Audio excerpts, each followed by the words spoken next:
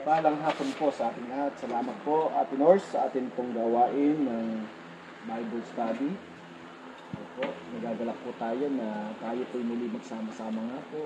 At atin pong kunin yung ating pong mga papel na materyales sa araw na ito upang atin pong mapag-aralan at matalakay. Opo, meron pong A, B, C, ang yan pong mga bahagi po ng ating pong mga pagtalakay. Paghati-hatian po natin. Magtulungan natin na maging facilitator. Si Ate Vilma, ang pinili po ninyo ay doon sa groupings ay pagtayo sa pulpito. Preaching. Sa Alvin din si Ate Pe. Pinili nyo yun yung bahing preaching at pagbabahagi ng salita ng Panginoon. Alam ba ni Kuya Erickson na yun ang kanyang pinili, yung pagtayo daw po sa pulpito at pagbabahagi ng salita ng Panginoon. Papayag po ba kayo na tatayo at magbabahagi ng salita ng Panginoon si Ate Nimpa kung sakali? Wow, siyempre. Opo, amen. Salamat po.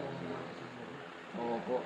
At ang magpapalakas ng loob niya, katulad ng aming pinag-aralan doon, at alam din naman po ninyo, ang tunay na nagpapalakas ng loob sa atin ay ang Panginoon. Hindi yung ating mga sarili. Diba?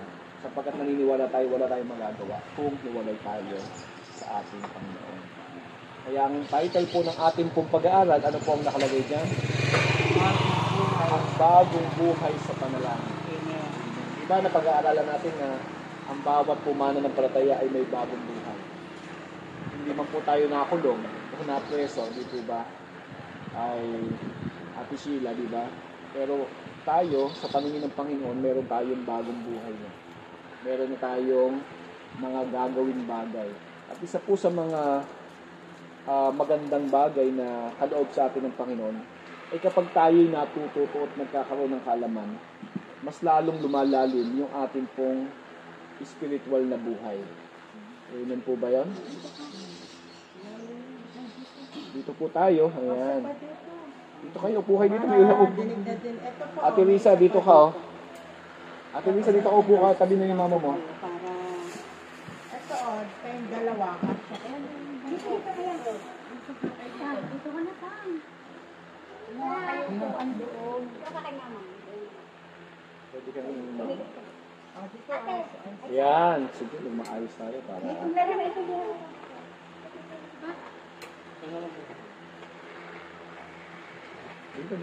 Bahagi po tayo. Mag-adjust ka lang ng konti. Si Ate Sheila, adjust na lang. Yan. Salamat po sa Panginoon. Si Ate Aisa. Dito ka sa maliit na bangko. Pwede dito lang makinig lang. Kahit makinig lang po. Wala nang ibang gagawin.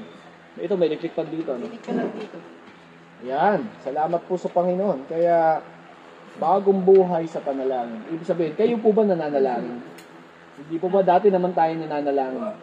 Ate Sheila, kayo, nananalangin naman, di po ba? May napapabulong tayo ng Diyos ko, Panginoon ko, mga ganyan. At isang pinakamagandang bagay na pwedeng mangyari sa isang bagong buhay natin, pati yung ating panalangin ay magkakaroon tayo ng kaalaman upang ito ay mas lumalim pa. Kumbaga po, mas tumatag pa. Kumbaga po sa ibang term ay mas mag-level up. Diba? Ano ba ibig sabihin na mag-level up? No? Ibig sabihin na mag-level up. Kung ano yung dati, mas maganda pa ngayon. So, ibig sabihin, ang isang mananampalataya, kapag may buhay tayo na bago sa Panginoon, tayo ay nagle-level up at maging sa buhay sa panalangin. Kaya, paano po ba tayo manalangin? Halimbawa, tanungin natin. O tanong-tanong lang, wala namang masama at maling sagot. Ano? Si Ate Pe, paano ka manalangin? Ano yung nasasambit mo sa panalangin sa sarili mo? O kaya, binubulong ng puso mo kapag ikaw ay nanalangin? Ano yung mga laman ng iyong panalangin? Unang-una pa sa salamat. Okay. Mga anak ko. Okay, ganun. Pasasalamat. Yung mahal ko sa buhay. Maraming minamahal yata si Ate. Siyempre, yung mga anak mo, mahal mo, no? Kasi, halimbawa lang po, ito, wala namang mali pong sagot. Sagutin lang po natin, si Ate Nimpa, pag kayo nanalangin, ano po yung inyong mga nababanggit?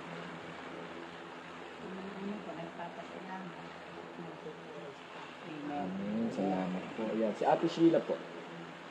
Ano po yung laman ng inyong panalangin, yung kadalasan?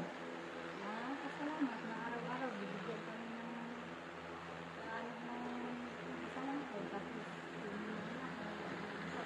Okay, pasasalamat. Saka, yun, saka yung mga anak mo, bibili ako yung hindi ka nakakasakit. Kasi Isa, meron bang pinabanggit sa panalangin?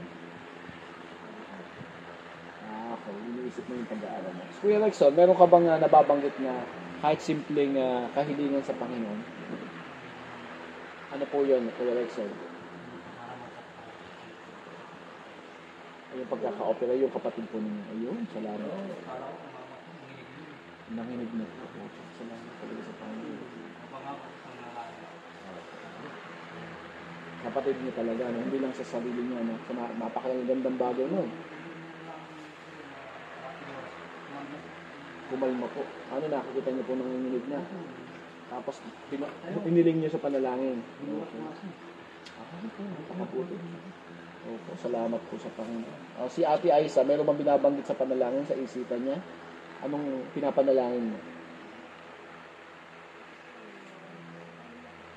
Pamilya. Anong sa pamilya? Ayun. Nakakaraos tayo sa mga pangailangan. Yan. Okay. So katulad po ng napag-usapan natin kanina yung ayaw natin magpagutom mo, pero yung kapag yung bulang lang o kaya yung luto ng imbabao, may mga sangkap yun para masabi mong maihahalo mo. Tama ba?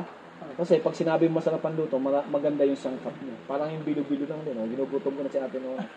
Yung bilo-bilo, yung anong tawag doon, yung totong. Di ba? Sabi ni kakaiba to, maraming sangkap. May langka, may gabi. Pero sabi niya, ayaw niya. Oo, sabi ko bunggo na lang. Yun, di ba? Katulad pala ng gano'n na may maraming mga sangkap, ito palang pananalangin, mayroon ding iba't ibang sangkap. Naintindihan po natin? Ibig sabihin, hindi lamang puro tayo hiling. Kasi kung hihiling ka, lagi na lang iyon, kulang sa sangkap. Kapag ang isang luto, kulang sa sangkap, anong mangyari? Anong lasa nun? Di ba, hindi naman masyado. Masarap na rin, pero parang may kulang. Di ba, may hinahanap pa. Iba yung kapag kompleto yung sangkap. Okay? So, iyon ang ginagawa pala ng Panginoon sa buhay natin. Kinokompleto niya yung kaalaman natin sa sangkap sa panalangin. Okay? Ginagawa niyang kompleto. Ginagawa niyang alam natin pala yun dapat natin ipanalangin. Okay? So, yun po yun. Ano? So, handa ba tayo malaman yung mga sangkap sa panalangin? Ayun. Iyon ang ating tatalakayin sa araw na ito. Ano-ano ba yung sangkap ng isang nagbagong buhay sa panalangin? So, kung dati ito lang yung panalangin mo, ngayon pala, yung mga sangkap na iyong isasama sa panalangin mo, ay alam mo na. At sa susunod, masasabi mo na yung panalangin na yun, na kumpleto ang sangkap. Ay, Pastor, kumpleto na yung sangkap. Bagamat hindi nyo naman kailangan sabihin sa akin, ano? Pero po, napakalaking bagay na alam nyo na nakumpleto nyo yung sangkap ng panalangin. Okay, so mag-a-assign tayo, ha? Yung letter A ay si Ate Nora. Yung letter B ay si Ate Merly. Yung letter C, si Teacher Rachel. Sige po. Kaya, at yung bandang likod po, ay atin pong sasagutin din. Opo. Okay, bahagi po yan. Sige po. So, mauna po, sino? Ano po ang unang sangkap? Sige, basahin muna natin yung panimula para alam natin yung introduction. Pagsamba at pagpupuri. May nauna pong talata, Ate Nos. Ang panalangin. Ang panalangin ay pakikipag-usap sa Diyos. Ang bawat Kristiyano ay may pribilehiyong makipag-usap ng tuloy-tuloy sa Diyos. Kung nais nating magkaroon ng isang lubos at ganap na buhay Kristiyano, kailangan nating matutunan ang makipag-usap sa Diyos. Sa panalangin, makakamtam nating lahat ang kayamanan ng Diyos na kay Hesus Kristo. Okay, to. Bigyan natin uli ng ano po. Ano ang panalangin? Pakikipag-usap sa Diyos. So, kung meron po tayong kinakausap na tao, di po ba?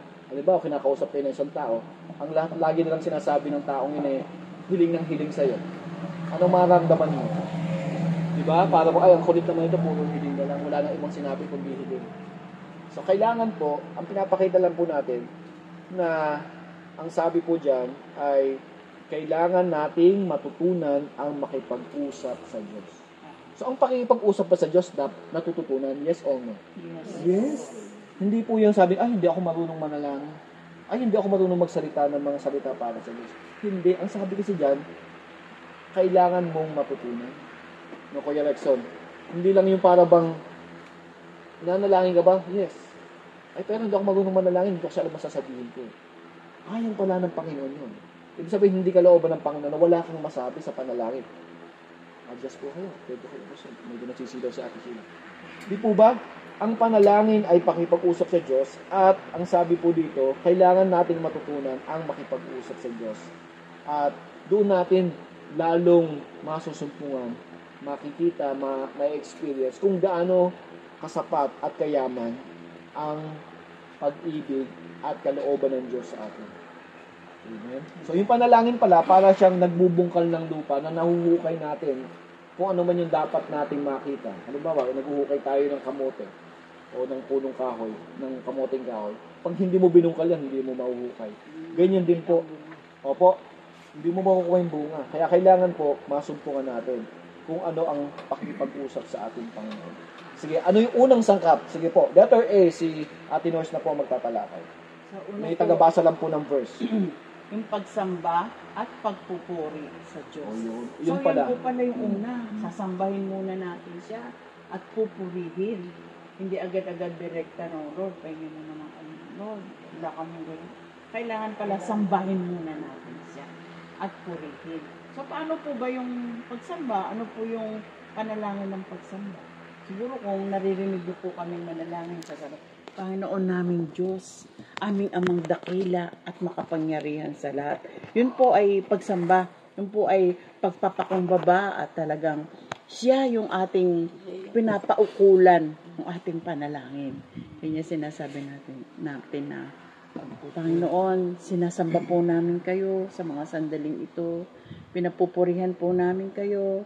Tinataas namin ang iyong kabanal-banalang pangalan. So, yun muna po yung dapat nating sambahin muna natin siya at purihin. Sa palagay po ba nyo, kapag ganun yung ginawa natin kay Lord, malulugod po ba siya? Amen. Kasi nadinig agad niya, sinasamba natin siya. Iyon po talaga yung gusto ng ating Panginoon. Yung lagi natin siyang sinasamba at pinapapurihan. Pare, kay Ate Fem, may pupunta sa kanya.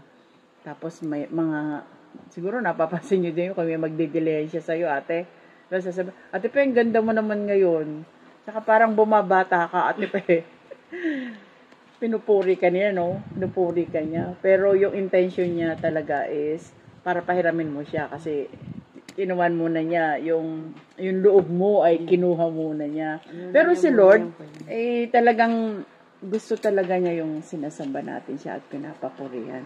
So, kailangan, alam din natin kung paano natin siya pupurihin at sasambahin. Ano po? At inimpa, ano po ba yung isang paraan ng pagsamba? Ano po yung isang salita na kaya po niyo sabihin kay Lord na sinasamba po niyo siya, pinapapurihan? Basahin po natin yung awit 95 verse 6. Ate Merlin, nakita mo? Tayo na't lumapit sa kanya'y sumamba at magbigay galang, lumuhod sa harap ni Yahweh na siyang sa ating may lalang. Verse 7. Verse 6 lang po. Verse 6 lang po. Okay. Oo. So, sinabi niya dito, Tayo'y lumapit Tayo'y sa kanya'y lumapit. sumamba at magbigay galang. Lumuhod sa harap ni Yahweh na siyang sa ating may lalang. So, kailangan po nating lumapit sa ating Panginoon. Ano po? Hindi tayo hihingi sa Kanya ng malayo ang loob natin. Kailangan talaga malapit po ang loob natin sa ating Panginoon. So, doon po sa awit 95 verse 7, Ate Merly. Ayon sa awit 95 verse 7, bakit kailangan sambahin natin ang Diyos? Ano ang kaugnayan natin sa Kanya? Awit 95 verse 7. Kasunod lang. ay kasunod lang. Apo. Siya ang ating Diyos at tayo ang bayan sa kanyang pastolan. Mga tupang kanyang inaalagaan. At ngayon kanyang salitay ating pakinggan. Amen. So, karapat-dapat lang po talaga, na lumapit tayo sa Kanya dahil tayo at Kanyang mga tupa. Ano po, inihilinto ulit tayo ng Panginoon sa tupa na kanyang pinapastol, na ilaalagaan niya. Diba, ano? Yung pong isang pastor, masyado siyang mahabagin sa kanyang mga tupa. Talagang yung pag-alalay niya sa mga tupa, ay ganun na lang. Pag nakikita niyang lumilihis yung tupa, kasama yung mga kawan niya, lumalayo siya, ay binabalik niya. Binabalik niya. Kanya po siya kaya para siyang may hawak na tungkod. Yung meron siyang hook na ganun. Yun po yung panghawi niya sa mga tupang naliligaw. Ito niya po hinihila pabalik. Ano po? Dahil tayo ay mga anak niya. So ito po yung tugon sa ano yung kaugnayan natin sa kanya. Kasi tayo po ay mga anak ng ating Panginoon. Mahal niya po tayo. Ano po? Doon po sa awit 135 verse 3. Bakit marapat na papurihan natin ng Diyos? Kanina, bakit kailangan natin siyang sambahin? Ngayon naman, bakit marapat na papurihan natin ng Diyos? Awit 135 verse 3.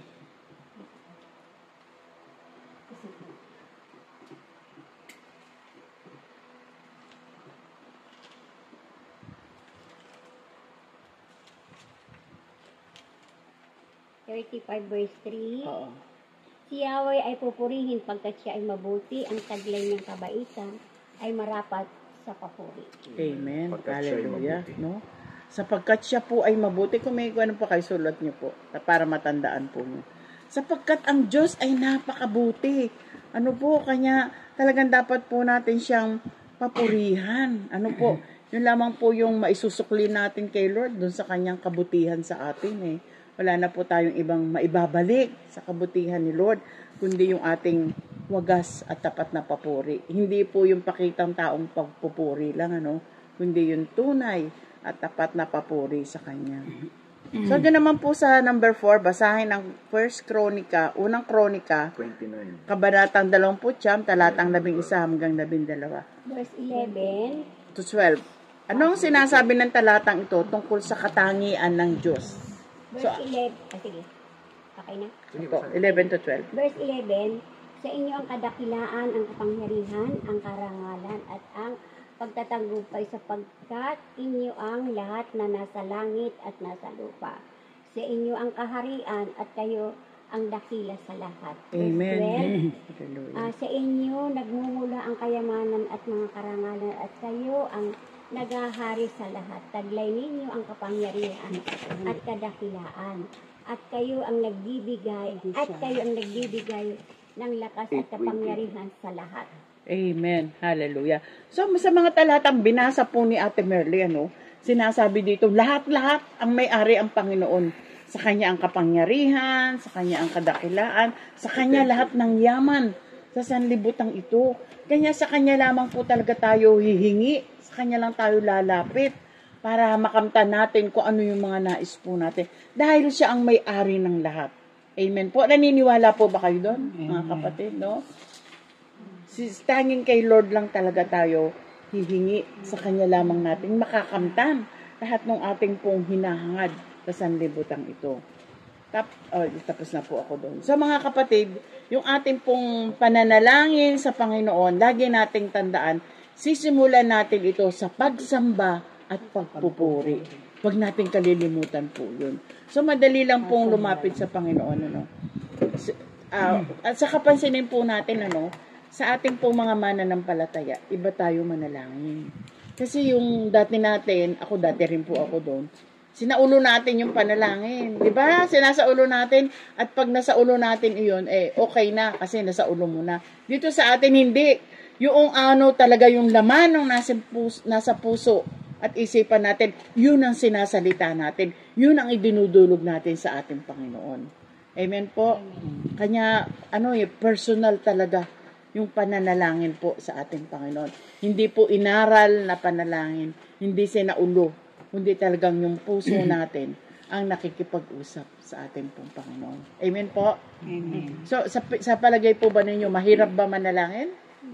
Hindi, lalo na pag ganitong inaaral natin na kailangan natin siyang sambahin, purihin, alam natin na sa Kanya ang lahat, siya yung may-ari ng kaharian, ng langit at ng lupa, at lahat ng bagay na nandito, siya po ang may-ari, at siya lang ang makapagkakaloob sa atin ng lahat-lahat, no? Nagpapagaling siya, di ba? Nag-iingat siya sa atin. Siya ang nagpo-provide lahat ng kailangan natin. Kaya yun po, wala pong bagay na hindi ipagkakaloob ni Lord sa atin, lalo na po tungo sa ating ikabubuti. Amen po. Letter B, Pastor. Sino naman po? Yan. Sige po. So, i-recall lang natin, ano po ang unang dapat na sambitin natin sa pagbubukas ng ating panalangin sa Panginoon? Pagsamba at papuri. Anong pinupuri natin? Yung mga katangian ng Panginoon. Kaya yung salitang dakila ka, Panginoon, luwalhatiin ka, Panginoon, ikaw ang may-ari, ikaw may dalang ng lahat ng bagay, ikaw ang aming Diyos na puno ng kadakilaan, mga ganyang mga salita. Yun po yung simula ng ating panalangin. No? So yun pala, pupurihin muna yung Panginoon. Kumbaga po, kikilalanin mo natin, sino ba siya sa buhay natin? Siya yung dakilang Diyos. Amen. Okay, kaya yun po, pagpupuri at pagkilala at pagsamba sa Panginoon. O, letter B na po, si Ate Merly na po. So, magpasalamat sa Diyos sa lahat ng bagay. So, yun po yung pangalawa. Magpasalamat tayo. So, tayo po, pag nananalangin po tayo, kung ano na lang ba yung naisip natin na ipanalangin o nariricall, nakikita na yung konting maliliit na bagay ay ipinagpapasalamat po ba natin sa ating Panginoon. Amen. Yan, basahin po natin ang Awit 106 verse 1. Yun. Pasalamatan siya sa kanyang kabutihan. Pag-ibig niya tunay, laging tapat at kailanman. Yan po, pasalamatan po natin yan sa kanyang kabutihan. Di po napakabuti ng ating Panginoon. Lahat ng mga, yung pinakamaliit na pangangailangan po natin hanggang sa pinakamalaki, pinagkakaloob po niya, di po ba? Di nyo ba nararanasan na minsan ay may mga pagkukulang tayo sa mga material na bagay? Ano po? Pero, nagugulat na lang kayo dahil ipinagkakaloob ng Panginoon, may gagamitin ang Panginoon para magkaroon tayo sa isang bagay na wala tayo. Nararanasan niyo po ba yun? Yan. So, pag-ibig niya tunay, laging tapat kailanman. Kaya yung pag-ibig niya sa atin, tunay at tapat ang pag-ibig ng ating Panginoon. Kasi po, bakit nasabi dito sa kasulatan niya na tunay at laging tapat? Kasi nalalaman niya ang bawat pangangailangan natin mula sa pinakamaliit na bagay hanggang sa pinakamalaki. Ako kwento ko po sa inyo, yung mga gamot ko po, malaking bagay sa akin yun. Kaya bago ko i-intake yun, Lord, salamat at may gamot akong ini-intake. Pagpalain niyo itong mga gamot na ito dahil alam ko na hindi mo ako papabayaan. Yun. Kahit mga, yung mga, kunyari wala tayong asin, magsabi ka lang sa kapitbahay, pagkakalubang ka, yun yung maliliit na bagay po. Di po ba? Hanggang sa pinakamalalaking bagay. Yan. So, naintindihan po na natin. Naintindihan po ba natin? Yan. So, bukod sa po, number 2, basahin ang 1 Thessalonians 5:18. Ayon sa talatang ito, ano ang mga bagay na dapat natin ipagpasalamat sa atin? Ipagpasalamat sa Diyos. First, 5, Ako na pong babasa. 5:18. Ito na. Sabi po dito sa 1 Thessalonians 5:18, at magpasalamat kayo sa Diyos sa lahat ng pagkakataon, sapagkat ito ang kalooban ng Diyos para sa inyo, sa inyong pakikipag-isa kay Kristo Jesus. Amen. So sabi niya po, magpasalamat tayo sa Diyos sa lahat ng pagkakataon. Kahit naman po anong bagay na dumating sa atin, kahit na may magkakasakit, magpasalamat tayo. Kasi alam niyo na hindi naman niya sabi na ibibigay ng Panginoon pagkakasakit. May moral lesson po tayong nalalaman. May matatanggap po sa mapag-aralan natin yung moral lesson na yun. Bakit po? Kasi nakikita ng Panginoon yung banal na puso natin, kung paano tayo manalangin. Magkakaroon tayo ng yung faith natin, magiging matured po ang faith natin sa Kanya. Di po ba? Ayan sabi niya, magalak kayong palagi kayong manalangin, at magpasalamat kayo sa Diyos sa lahat ng pagkakataon. Sa lahat ba ng pagkakataon po ba, nananalangin po ba tayo? Nagpapasalamat po ba tayo sa ating Panginoon? Amen. Kahit may nararanasan po tayong mga pagkakasakit, kung anong mga disgrasya, pero wag naman pong ipahintulot ng Panginoon kasi ang disgrasya is just around the corner lang po yan. Pero lagi po tayong magpasalamat, iadya tayo ng anumang kapahamakan. Kaya, alam niyo, bago kami pumupunta, lalabas ako sa kwarto ko, kasi ako lang mag-isa. Nananalangin ako, Lord, sabi ko, gabayan niyo po kami pagpunta namin sa Stella Maris. Kaya bigyan mo si Pastor ng more wisdom and knowledge sa pagdadaglalapwag. Gabi na po kami umuwi. Yan. So, sa lahat ng pagkakataon, tayo po ay manalangin. Ano po? Yan. Amen po ba? Naintindihan niyo yan? Pastor, dito sa basahin sa Romans Roma 10:28. Roma 8:28 yan. 8:20? 8. Hindi po 10:28. 8:28. Okay. Basahin na po natin.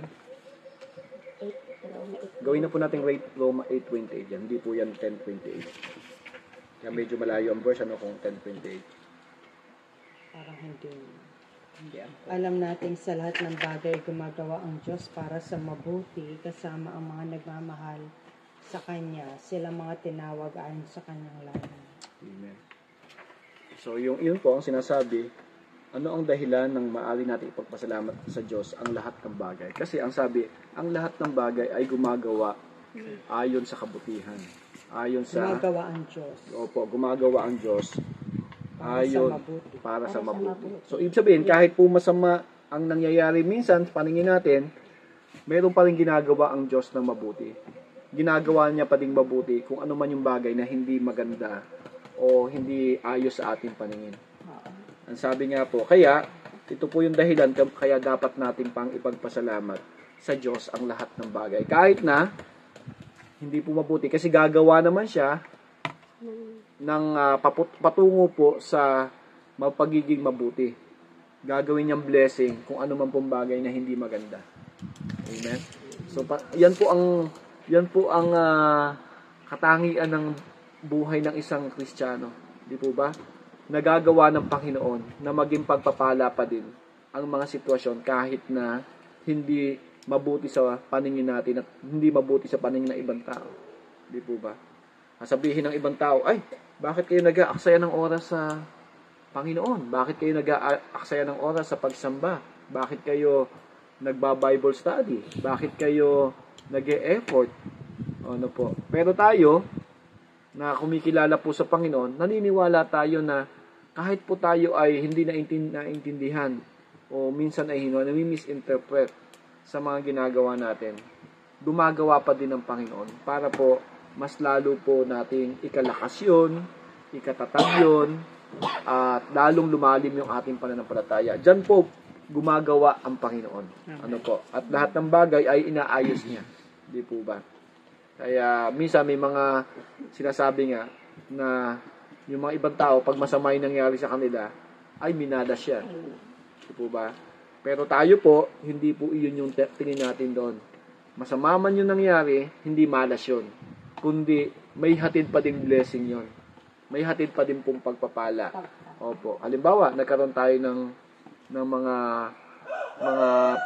karamdaman o kaya pagsubok. Ayun nga, sabi ni Kuya Rexon kanina, yung kapatid nyo, Kuya Rexon, may sakit. Di ba? Kung sa unang tingin, parang, ay, minalas tong kapatid ko, hindi ka sakit.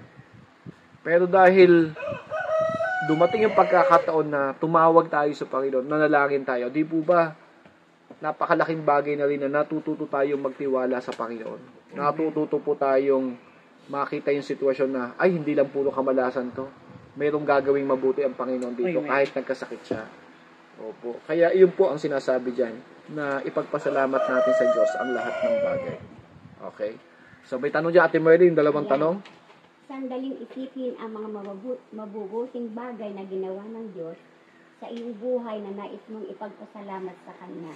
Isulat sa nakalaang tuwang. Okay. So sabihin na lang natin, kung hindi natin agad isusulat, ano yung unang naisip nyo sa mabuting ginawa ng Panginoon sa inyo ngayong linggong ito? O sa mga nakaraang araw? Ate Nimpa, meron bang ginawa ang Panginoon sa inyo na mabuti? O nais mong ipagpasalamat yung mga ginawa ng Diyos na mabuti sa araw na ito, sa mga nakaraang linggo. Ate Limpa.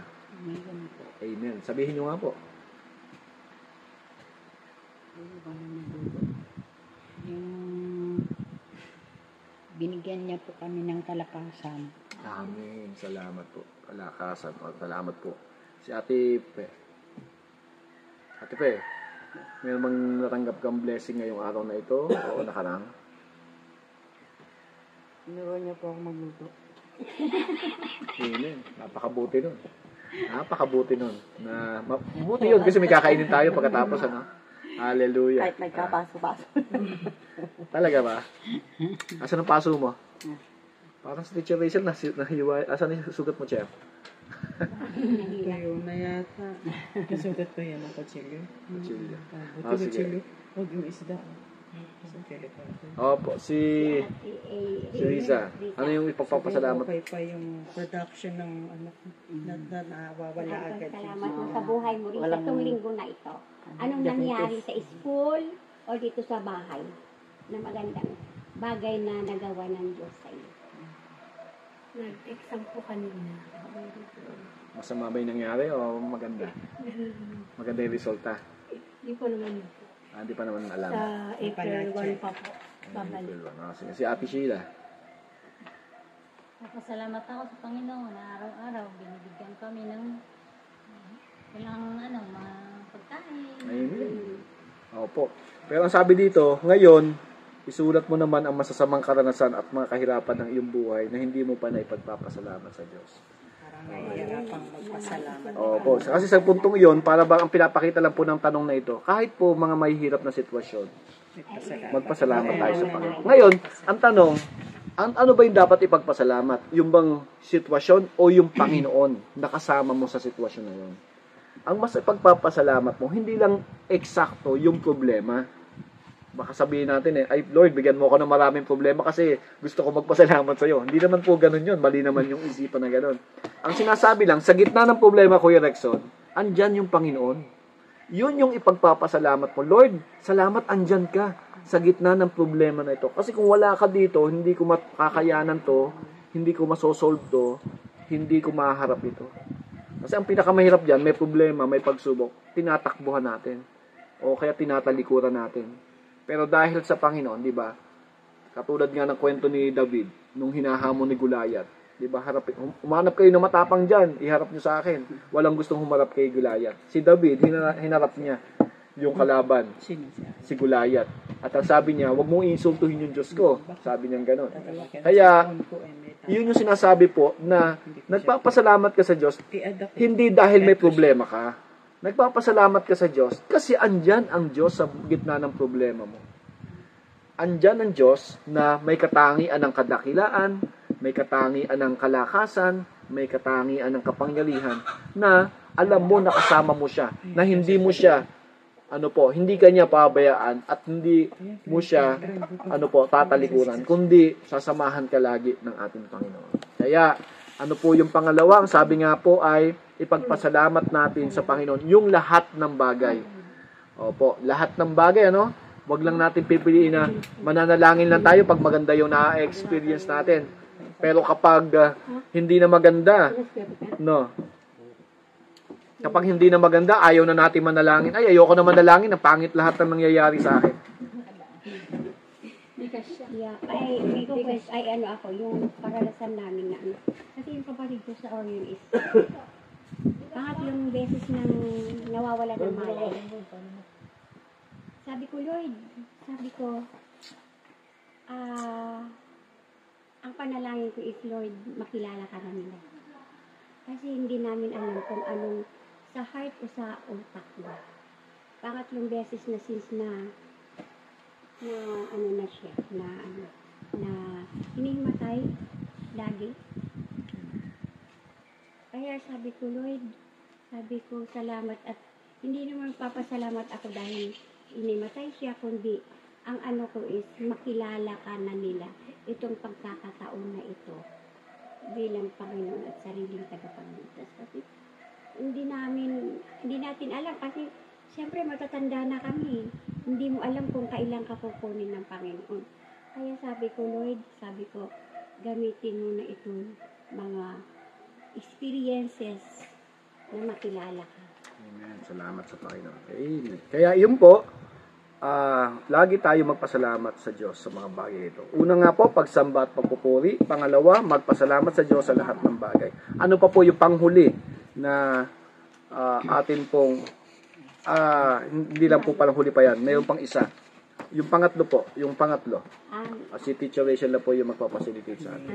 Ipakaya Ito naman yung pangatlo po ay yung pagpapahayag po ng ating mga kasalanan. So sa panalangin, napakahalaga po na malinis yung puso. Diba? Na dinidinig ng Panginoon yung nananalangin ng tapat siya sa paglapit niya sa Panginoon.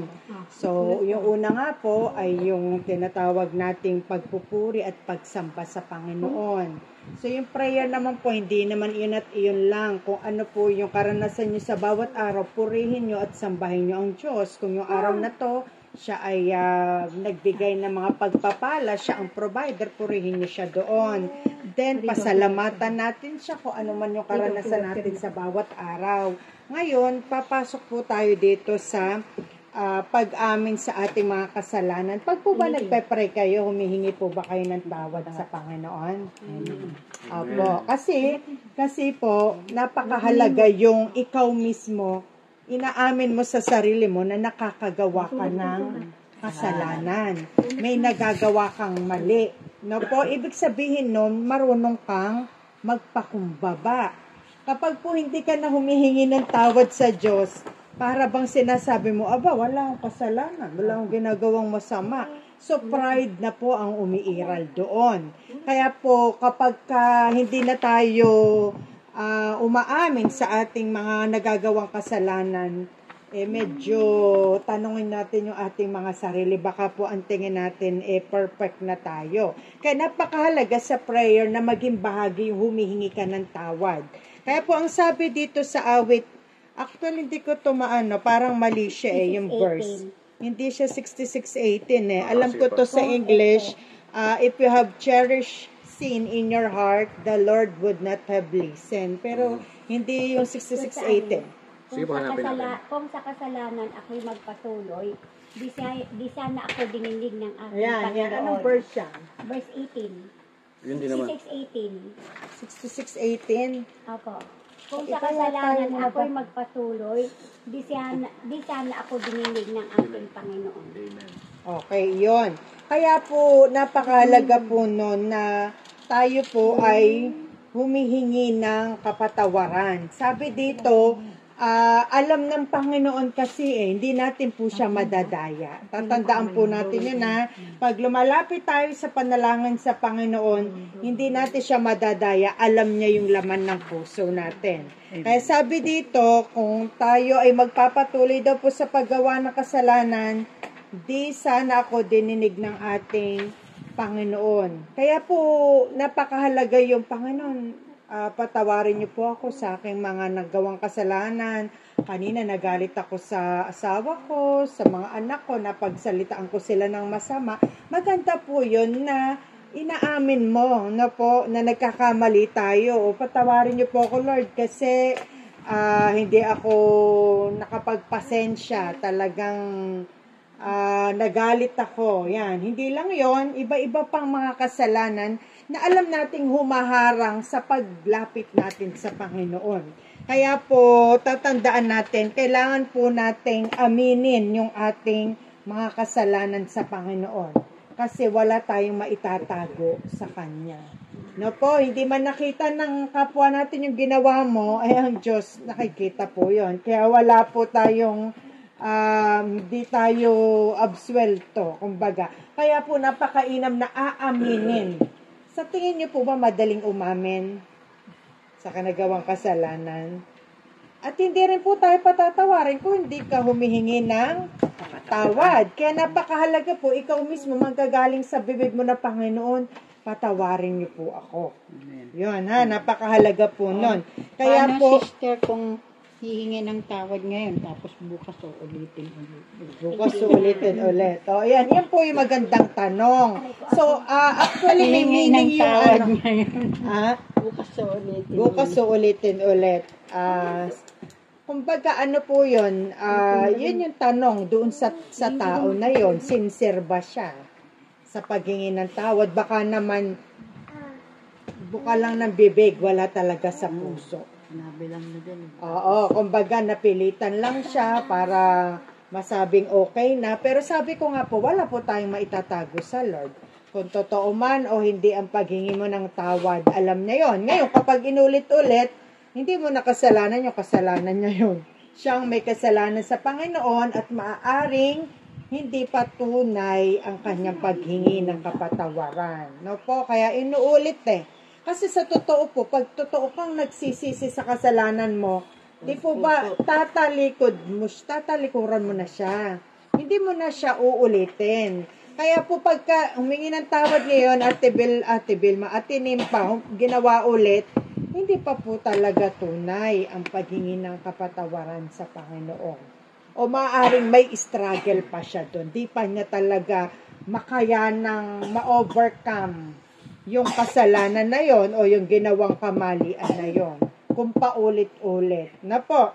So, pero, sabi naman dito sa unang Juan 1:9, kung ipapahayag nyo daw po ang inyong mga kasalanan, sabi po dito, ate, nandiyan ba sa'yo? Pakibasa mo. Subalit, 1 John 1:9, subalit kung ipinapahayag natin ang ating mga kasalanan, patatawarin tayo ng Diyos sa mga ito at lilinisin tayo sa lahat ng ating kasalanan. Sapagkat siya'y tapat at matuwid. Ayan. So, kailangan po, kung ipinapahayag, kaya napakahalaga po ng sinasabi mo.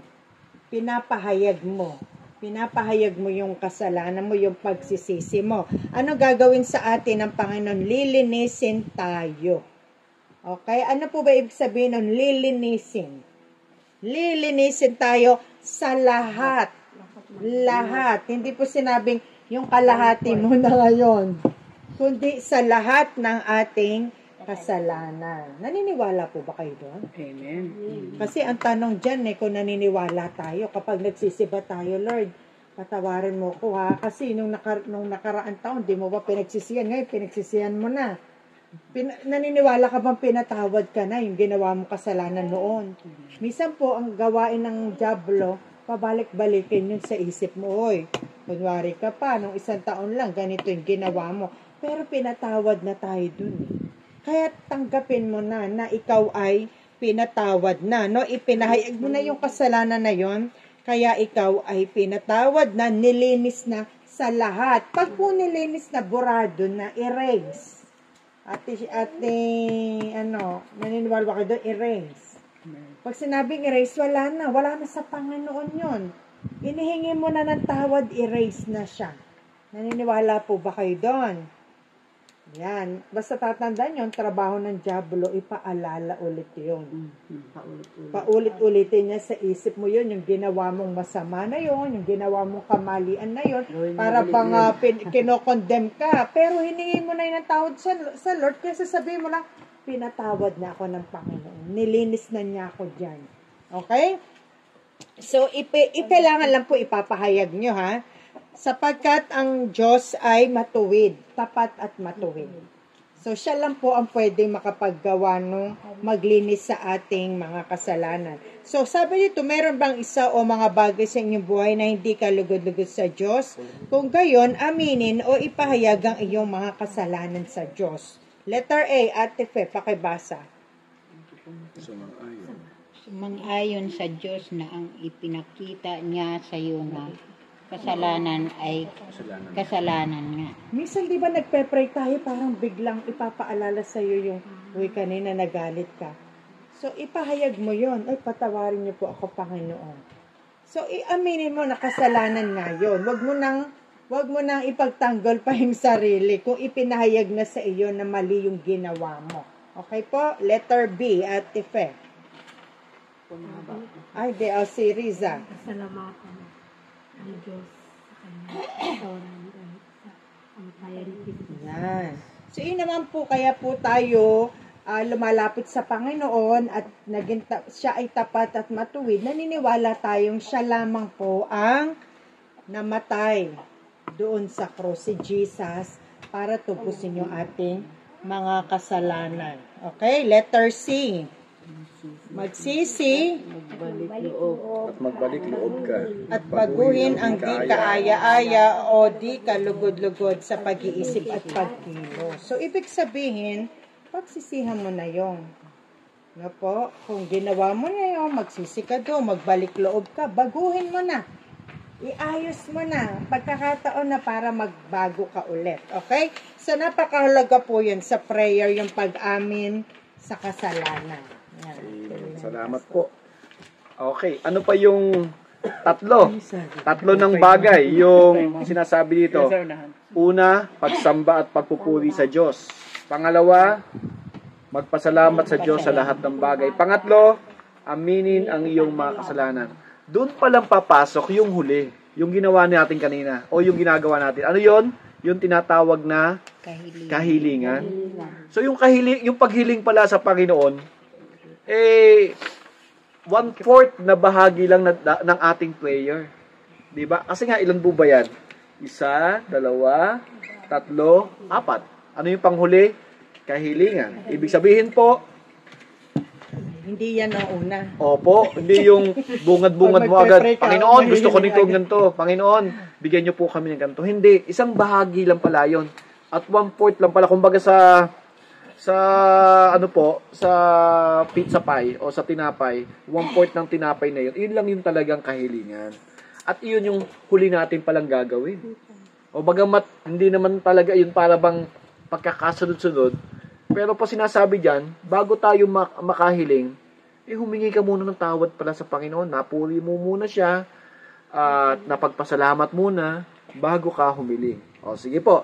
Number 1, ang sabi, ayon sa Santiago 4:2b, bakit hindi makakamtan ang mga minimiti ng ibang Kristiyano? So, lahat ba ng hiling natin, pagbibigyan agad-agad ng Panginoon? Ang tanong, pagbibigyan ba agad-agad tayo? Ano yung genie? Di ang Panginoon parang genie. Di ba yung genie, pag kiniskis mo yung bote, dito yung genie, magbigay ka ng kahilingan. Di ba? Tapos sasabihin mo, di ba, alam niyo yung kwento ngayon. Lahat ng hihilingin mo, dodoblihin ko sa asawa mo. Sa mister mo. Alam niyo yung kwentong gano'n natin, Norris? Sabi ng Jenny, lahat ng hihiling mo, doblihin ko sa mister mo. Sige po, bigyan niyo po ako ng, sabi niya, una, kayamanan. Matutupad, may kayamanan ka, doble yan sa mister mo. Bigyan niyo po ako ng kagandahan ng itsura. Ang sabi, matutupad, pagagandahin kita, papupuguin ko yung asawa mo. Sabi niya, panghuli. Sabi niya, ano pa ba yung hilingin ko? Sabi niya, basta kung ano yung hilingin mo, dodoblihin ko sa asawa mo. Sabi niya, bigyan niyo po ako ng mild stroke. So, sa asawa niya, stroke talaga. Talaga, stroke na talaga. Sa kanya, mild stroke. Anyway, joke lang po yun ha. Hindi ka totohanan nga. Kaya Rexon, joke lang yun ha. Opo, so isabihin, lahat ba? Kasi kung gano'n ang isipan natin, lahat ng hihilingin natin sa Panginoon, ibibigay agad-agad ng Panginoon, ibabagsak kanya sa harapan natin. Hindi na Panginoon ang tingin natin sa Kanya. Para namang siyang genie na kung ano lang yung maisipan nating hilingin natin. O sige, alamin natin yung sinasabi ng Biblia na hindi nakakamtan ang mga minimiti ng ibang Kristiyano. So, kahit pala humihiling tayo, may mga kondisyones pa din. Ate Merdy. Santiago 4:2. B. Okay. Mayroon kayong ninanasa, ngunit hindi ninyo makamtan. Kaya't pumapatay kayo, mapa sa inyo lamang iyon. May mga bagay na gustong-gusto ninyo, ngunit hindi ninyo maangkin. Kaya kayo'y nagkakagalit at nagkalalaban-laban. Hindi ninyo nakakamtan ang inyong ninanais dahil hindi kayo humihingi sa Diyos. Okay. Ano yung sinasabi niyan? Kapag masama yung intention natin sa panalangin, hindi basta-basta ibibigay yun. Ano po? Kapag ang layunin natin sa panalangin ay makapanakit, makaganti o masama yung epekto nito, hindi pala basta-basta yung pakikinggan ng Panginoon. Katulad ng genie na nga ngayon, di ba? Sabi, humihiling siya ng ng malaking bagay, di ba? Amen. So, ang sabi dyan, hindi makakaptanaw ang minimiti ng ibang Kristyano kasi mali ang kanilang motibo, mali ang laman ng kanilang panalangin. Kaya isipin natin, yung panalangin dapat po mabuti po para sa iba at hindi sa ating pagiging makasarili. O, number 2 po. Sige. Ayon sa Mateo 7:7, ano ang sinasabi ni Jesus na mangyayari kung hilingin natin sa Diyos ang ating mga pangailangan? 7:7. Humingi kayo at kayo bibigyan, humanap kayo at kayo makakatagpo. Pumatok kayo at kayo magpagbubuksan. Amen. Ang sabi, humiling kayo at kayo ay bibigyan. Kumatok kayo, kayo ay pagbubuksan. Ano pa ang sabi dyan? Ano po, humiling kayo at kayo'y tutugunan. Bibigyan, Humanap kayo at makakasumpo. Kumatok. Opo, humanap, kumatok, humiling, Humanap, kumatok. Amen. Salamat po. So, ang tandaang version, Mateo 7:7, ano? Kaya, ibig sabihin, gusto ba ng Panginoon humihiling tayo sa Kanya? Opo. Amen. Kasi minsan sabihin, ano yung hilingin mo sa panalangin? Ay, okay na po yun. Alam na po ng Lord yun. Bagamat maganda rin naman na alam ng Panginoon yun. Lahat ng ating pangailangan. Pero, ang sinasabi dyan, sabihin natin. No? Ipahayag natin yung ating pong pagdulog. Yung paglapit sa Panginoon. Tinatawagan na si Ate Nimpa. Oh, baka po hinahanap na sa atin din pa. Sige po. Okay po. Pangatlo, ang sabi dyan, unang Timoteo 2 verse 1. Una sa lahat, pinapakiusap kong idulog ninyo sa Diyos ang inyong mga kahilingan, panalangin, pagsamo at pasasalamat para sa lahat ng tao. Okay.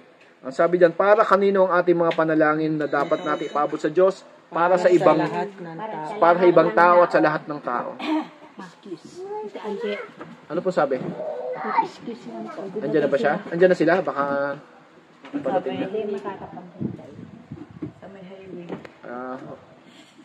Sige po, tutuloy mo. ko na nga. Hindi ba, okay lang pa. Tuloy lang natin. Sige po, tuloy na. Okay po, ang sabi dyan, para kanino ang ating mga panalangin na dapat nating paabot sa Diyos? Sa lahat ng tao. Ito po, magandang paalala din sa atin to. Na kapag nanalangin tayo, wag lang yung puro pamilya natin. Wag lang yung puro kung sino lang yung mabait sa atin. O kaya kung sino lang yung kilala natin. Yung church, dapat po pinapanalangin natin. Dapat yung mga ginagawa ng church, pinapanalangin natin. Sama natin sa panalangin yung church. Nasasama po ba natin? Dapat po sinasama natin. Yung mga pastor, mga diakonisa, mga ibang mga humahayos ng mabuting balita, sinasama natin. Yung mga sasabihin natin, ay, ba't ako wala na akong maipanalangin? Minsan may ganun pa, no? Ba't parang hindi ko alam ang ipapanalangin ko? Ano ba yung hihilingin ko sa Panginoon? Isipin mo lang yung ibang tao, napakadami mong pwedeng hilingin sa Panginoon. Yung mga nasa ospital, yung mga nangihina, yung mga nawawala ng pag-asa, yung mga mahal natin sa buhay na nasa ibang lugar na hindi natin nakasama, sama natin yun sa panalangin. Sabi kasi, para sa lahat ng tao. Amen. So yung panalangin po, wag natin lang laging sa sarili natin at lagi lang sa pamilya natin. Bagamat maganda naman talaga yon, nakasama sa panalangin yung pamilya natin. Pero po, pag lumalalim tayong mananampalataya, hindi lang limitado sa pamilya natin yung panalangin natin. Hanggang yung panalangin mo, hanggang anak mo lang, hanggang asawa mo lang. Yung kapitbahay mo, hindi mo maipanalangin.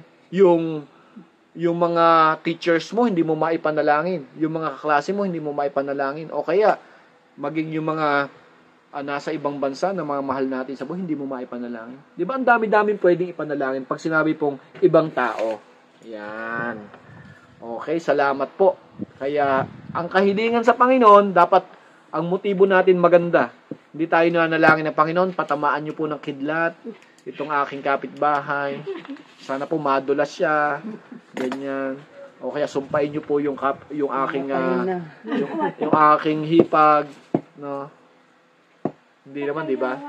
So joke lang 'yon. Pero ibig sabihin, nagdarasal ko pa nga na baguhin ng sa niya, puso niya, na isipin niya na bakit ganun sila sa akin kahit na inaaway ko siya. Mabuti pa din pakita. Okay. Tama po 'yun. Ang pinakamaganda din sa lahat, ang panalangin. Sinong unang binabago ng panalangin? Ibang tao ba o sarili natin? Sarili muna natin ang binabago ng Diyos pagdating po sa panalangin. Amen? Kaya minsan, pag tayo po'y nanalangin, nakikita natin na unti-unti din pinapayapa ng Panginoon yung puso natin. Sa una, parang galit na galit tayo. Ngunit dahil may Panginoon, ano nangyayari? Binibigyan tayo ng kapayapaan. Andiyan na sila? Tuloy lang po. Opo. Amen. Kaya muli po ay, ang sabi dito, mayroon pang assignment na ito. No? Hindi naman assignment, kundi isang gabay sa atin na kapag tayo nanalangin, may petsa, may kahilingan, at may kasagutan. So, di ba ang nakasanayan natin, ang sinasabi, tatlo ang tugon ng Diyos sa panalangin. Ano-ano yon? Yes, no, or wait. No? Kapag masama yung pinapanalangin, definitely no na yon. No? Pero yung wait, minsan, kailangan natin maghintay. Opo. Nasusulat yun sa ni Pastor. Amen. Salamat po sa Panginoon. Dahil, bakit po?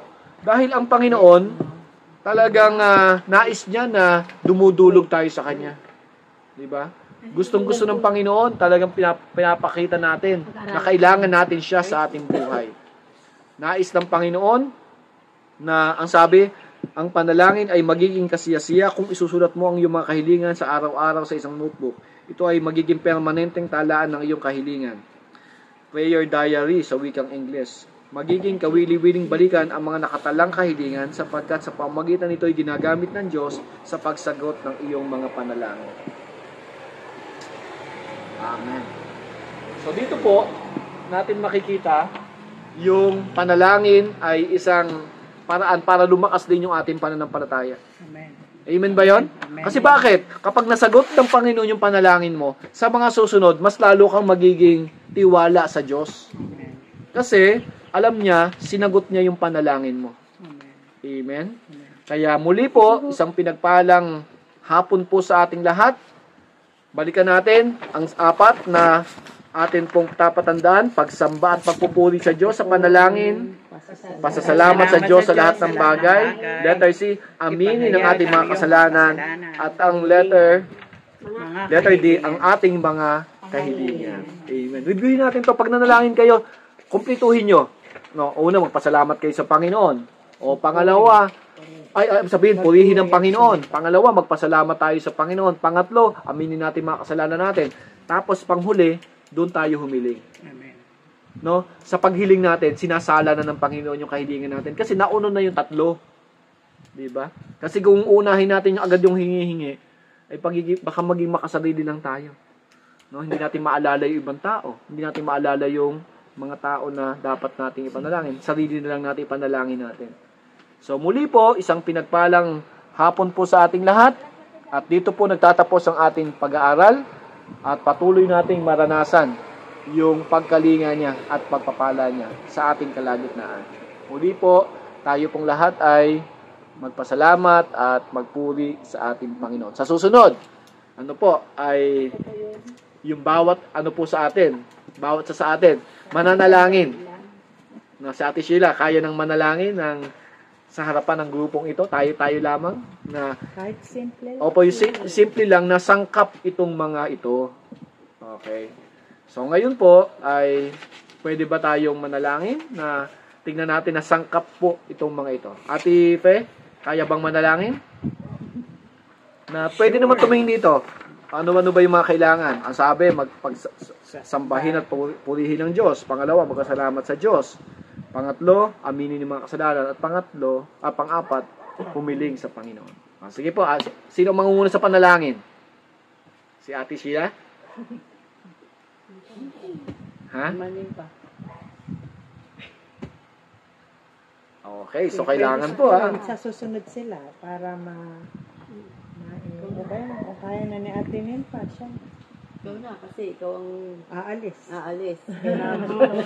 Susundin po ba kayo o papahatid po kayo? Hindi, diretso na po. Diretso na po siya. Pinuntahan po talaga kayo. Sige. Sige po. Sige po. Yung apat na yun, isama natin na elemento ng panalangin ngayon. Kahit maiksi lang, makita lang natin yung kahalagahan nito. Sige po. Sige po, atinin pa, pangunahan niyo po kami sa panalangin. Hanggang gabi. Amen. Sige po, panalangin tayo. Panalangin po tayo. Pinupuri ka namin Yes, Lord. sa araw na ito. kami po lahat ay naparito. Sambahin ka, Panginoon. Hallelujah. Nagpapasalamat po kami sa lahat na bagay na ipinagkakaloob mo sa amin ang Jesus.